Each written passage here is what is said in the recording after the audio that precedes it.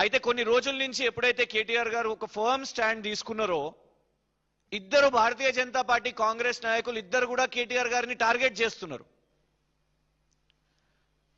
అయితే ఆ యువతను అరాచకవాదులని అంటున్నారు వీళ్ళు.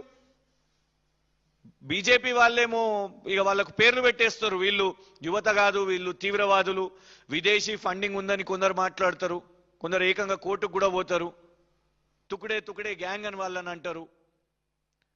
ఈసారి వచ్చిన యువత అందరు కూడా సుమారు, ఎందుకంటే ఇంటర్మీడియట్ అయిపోయిన తర్వాత అయ్యే ఎగ్జామినేషన్ ఇది, సో 16, 17, 18 ఆ ఏజ్ గ్రూప్స్ లో ఉన్న వాళ్ళందరూ కూడా వాళ్ళు వాళ్ళ అక్క చెల్లెలు అన్నదమ్ములు అందరూ కూడా ఇవాళ రోడ్ల మీదకి వచ్చి పోరాటం చేస్తున్నారు.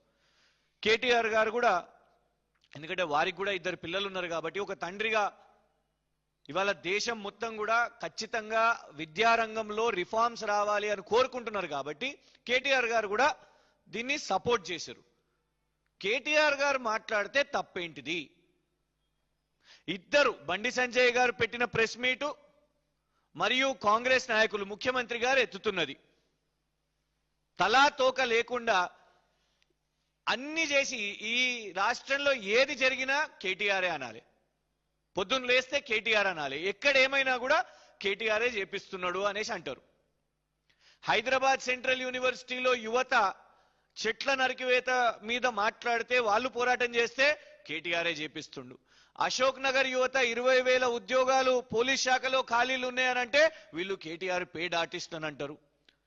మీరు ఎలాంటి డిపిఆర్ లేకుండా మూసి ఇల్లెట్ల కూల్చేస్తారో అని ఆ బాధితులు వస్తే వీళ్ళను కేటీఆర్ రెచ్చగొడుతుండు అని అంటారు.